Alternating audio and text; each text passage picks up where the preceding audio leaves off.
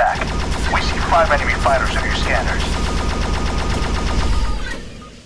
I've always been fascinated by space sims ever since I played Wing Commander on the Sega CD. From X-Wing Alliance to Elite Dangerous, I'm always on the lookout for games that put me in the pilot seat of a spaceship armed to the teeth and capable of faster-than-light travel. While I'm perfectly happy with playing these games from the comfort of my couch or desktop, doing them in virtual reality is another thing entirely. The Rogue One VR mission in Battlefront was a total dream come true and proof that space games can play well and look great on the PlayStation VR. This is where N-Space comes in. It was developed by Orange Bridge Games, and while it may not have the complexity of Elite Dangerous or Powerhouse licensing behind it, it's a more than capable arcade-based space sim that's fun enough to play. Well, most of it. Our last scan indicates that at least one TLF fighter is still in the area. As a private contractor for the United Trade Consortium, you've been hired to protect their interests in the Tartarus sector of space, where they work diligently on brand new jump drive technology. Despite a large number of fighters and command vessels under UTC control, they are consistently harassed by a resistance movement calling itself the Tartarus Liberation Front that wants the corporation out of the area. The antagonism between these two groups is pretty black and white, and at no point do you get the impression that there's some underlying motive for the TLF's frequent attacks on the UTC. The UTC's work seems pretty innocuous, and outwardly speaking, they don't seem nearly as malevolent as any other evil sci-fi space corporation.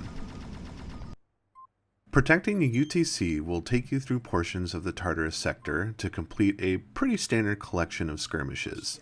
You'll engage with the TLF through classic mission types like Patrol, Escort, Search and Destroy, and Strikes, all designed to push the resistance group away. You'll do so with an advanced starfighter that, at first, seems more than capable of taking down numerous squadrons of TLF fighters without breaking a sweat.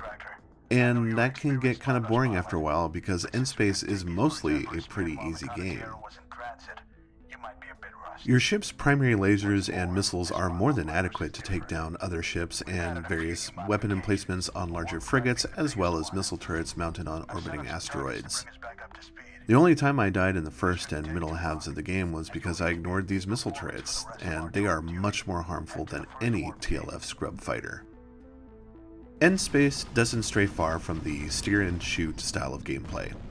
As advanced as the contractor's ship is supposed to be, you don't have to worry about managing advanced ship functions like shields or weapon systems. Weapons overheat and missiles run out, however, both recharge and refill themselves over a short period of time.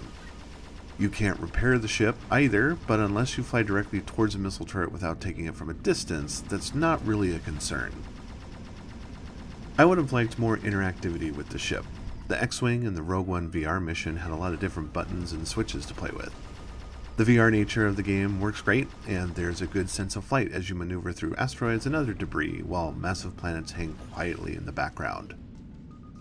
Taking down TLF ships is as easy as tracking their movement with the headset long enough to acquire a missile lock. This can also be done with the ship's cannons, but it's not activated by default. Be sure to change it in the controls section of the options menu for the best experience. For the better part of the game, N-Space is a satisfactory arcade-like space sim that's all about blowing up other ships in space. It's all very surface level, and for the most part it barely offers any sort of challenge.